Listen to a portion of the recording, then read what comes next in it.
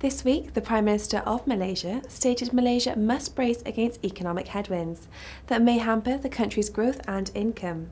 Joining me to discuss is Deigo Comin, advisor to the Prime Minister of Malaysia. Deigo, welcome. Prime Minister Najib noted the economic uncertainty in other countries will also affect the local economy. The opening of Saudi Arabia's stock market to foreign investors is expected to dent smaller economies. Could this affect the Malaysian economy, and what else poses a risk?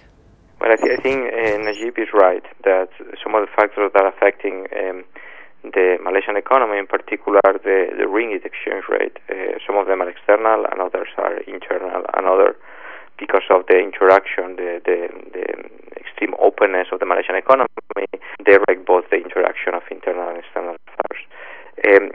I think that the opening of the Saudi stock exchange to foreign investors is not going to be a major force in affecting the Malaysian economy or the Malaysian stock market or the ringgit. I think there are other external factors which probably are going to be more relevant, like, for example, the slowdown of growth in Asia, particularly in China, and commodity prices, in particular oil, gas, and palm oil. Those are, I think, going to be major factors affecting exchange rate and to some extent also the GDP growth. The Malaysian ringgit maintains interest rates at 3.25%. Interest rates are being cut by central banks all across Asia. With other geopolitical tensions around the Asia area, there are talks of a currency war in the region. With this in mind, are you expecting a further rate cut?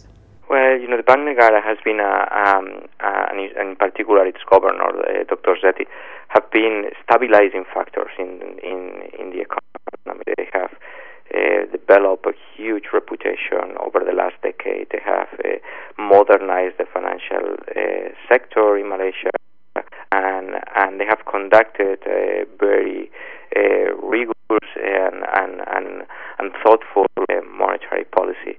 So I think that if you follow the evolution of interest rates in Malaysia, they have been very stable. They have reacted both to domestic and external factors, but I don't think that in fact other central banks cut interest rates, it's going to impact directly the monetary policy of Bank Negara. My sense is that only to the extent that the economy slows down and therefore cutting interest rates may be beneficial, and there is no inflationary tensions. Those are the two triggers that probably will lead to a reduction in interest rates in Malaysia. Right now, interest is about 3.25%, which is a reasonable rate, and I don't foresee any cut in the short term. The Malaysian currency dropped to its lowest level in 9 years in response to a strong US job report. The US dollar and Malaysian ringgit currently stands at 3.74. How are you expecting this to change with the possibility of the US raising interest rates this year? I think that more important than interest rates for the evolution of the ringgit, I think it's the evolution of the global economy more generally.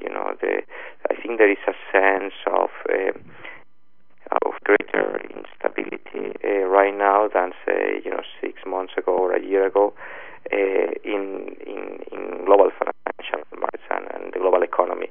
And little pieces of news, like, for example, the evolution of the balance payments in Malaysia, the current account, or even what's going on with government finances. Those things are factors that are impacting